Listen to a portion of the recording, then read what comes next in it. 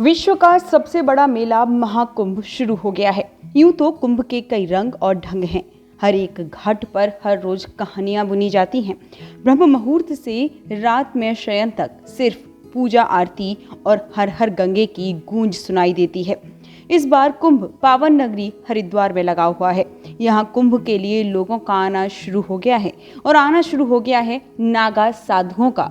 वे साधु जो खुद के शरीर पर धुनी रमा अपनी ही धुन में मदमस्त रहते हैं, जिनके जीवन का मतलब है सिर्फ त्याग। ये त्यागते हैं मोह, माया, घर, परिवार, सांसारिक सुख, वस्त्र और अपनी पुरुषता। नागा बाबा की दुनिया न केवल रहस्यमयी होती है, बल्कि उनका सब कुछ अलग और अनोखा होता है। आइए जानते हैं नागा साधुओं से जुड़ी कुछ दिलचस्प बातें।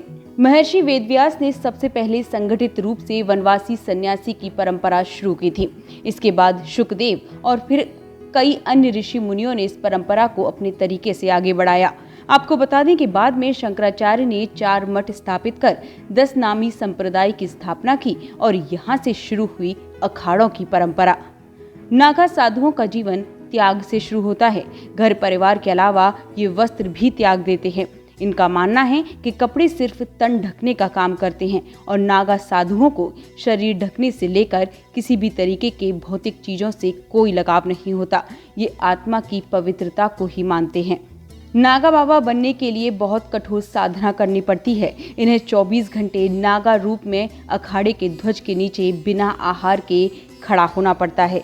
साथ ही इस दौरान उनके कंधे पर एक दंड और हाथों में मिट्टी का बर्तन होता है। इस प्रक्रिया के दौरान पूरे समय अखाड़े के पहरेदार उन पर कड़ी नजर रखते हैं।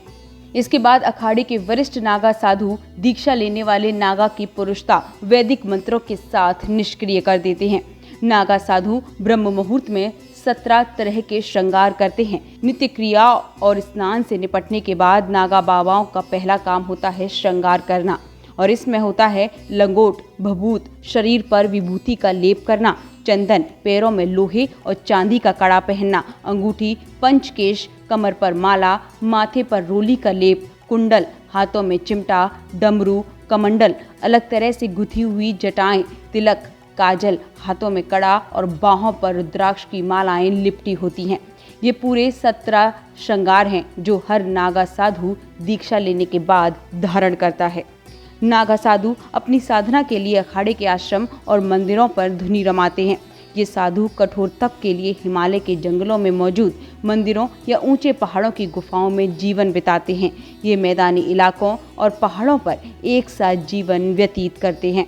नागा साधु बनने के लिए इन बाबाओं को दीक्षा से पहले स्वयं को अपने परिवार और समाज के लिए मृत मानकर अपने हाथों से अपना श्राद्ध कर्म करना होता है। इसके बाद ही उसे गुरु द्वारा नया नाम और नई पहचान दी जाती है।